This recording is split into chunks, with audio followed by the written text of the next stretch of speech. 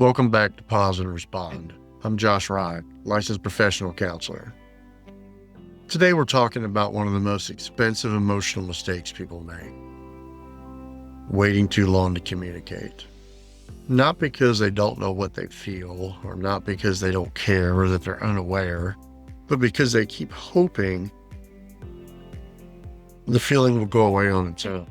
They keep telling themselves, it's not worth it, or maybe I'll get over it. It's probably not that big of a deal. Maybe it's just thoughts of not wanting conflict or to make things awkward. And for a while, most people feel as if they're handling it. They're staying calm, they're being mature, they're even keeping the peace for most parts.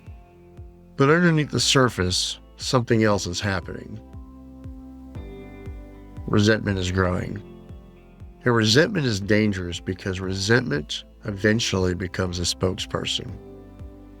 If you don't communicate what you're feeling honestly, resentment eventually will. Not through clarity or maturity, not even through healthy conversation, but through attitude, distance, withdrawal, and coldness. And eventually, through emotional disconnection. And that's what we're unpacking today.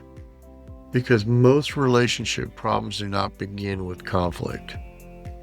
They begin with unspoken truth.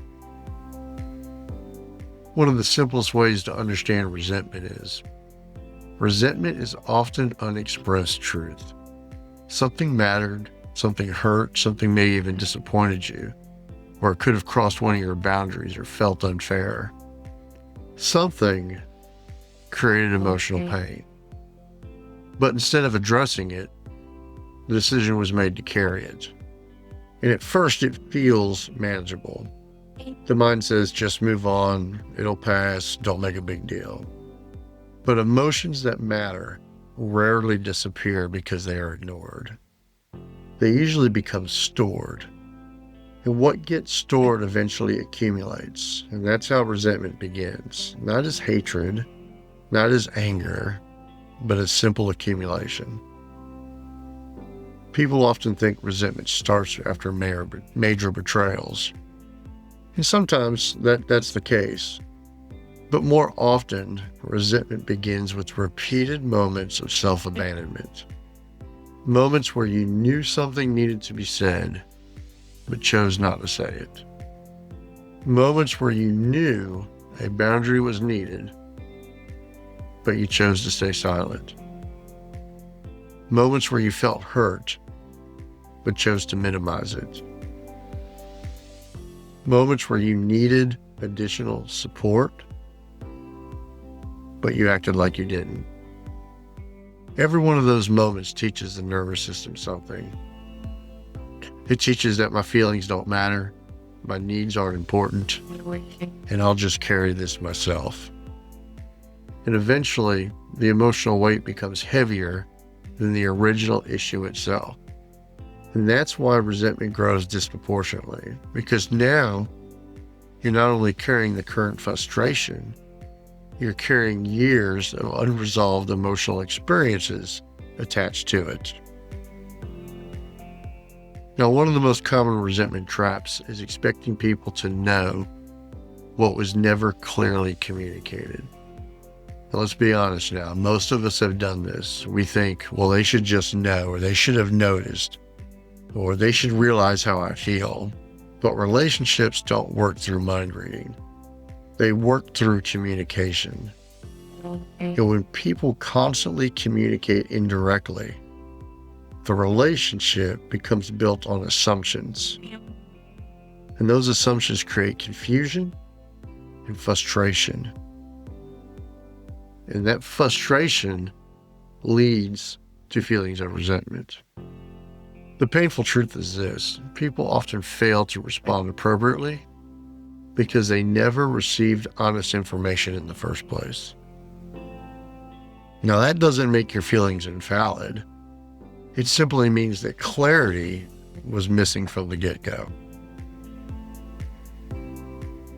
And this is where resentment becomes dangerous, because resentment doesn't stay contained. It begins influencing behavior. People's patience decreases, compassion decreases, warmth and flexibility decrease. People become more reactive, more cynical, guarded, emotionally distant. And what's fascinating is many people don't even realize that resentment is driving the change. They go with the simple belief that they've changed, or that people are just frustrating, or that somehow you just don't have patience anymore. But often what has changed is accumulated emotional pressure. Resentment slowly reshapes how people experience the relationships that they're in, because the nervous system begins protecting itself from unresolved emotional pain. Resentment rarely speaks directly at first. It tends to leak through sarcasm, short answers, passive-aggressive behavior, defensiveness, reduced engagement or affection. And often the other person senses something is wrong, but they don't know what. Because resentment communicates emotionally without communicating clearly. And that's why resentment is such a poor communicator. It tells people you're upset, but it rarely tells them why. And when that type of clarity disappears from a relationship, connections will suffer. Now here's the irony. Honesty feels harder initially. Resentment tends to feel easier initially. And that's because honesty creates vulnerability. In order to be honest, sometimes we have to say, that hurt me, or I'm frustrated. I need something different. And that vulnerability creates anxiety in a lot of people. But resentment simply allows you to carry the feelings privately. The feelings haven't changed.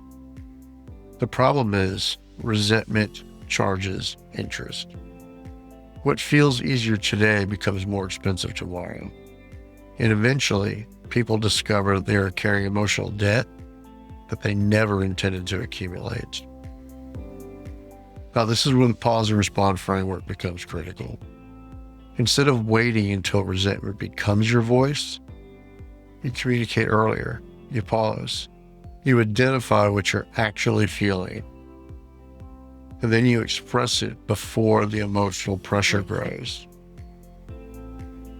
In a conversation, that may sound like, I don't want resentment building around this. I need to be honest about something. I think I've been carrying frustration that I haven't communicated.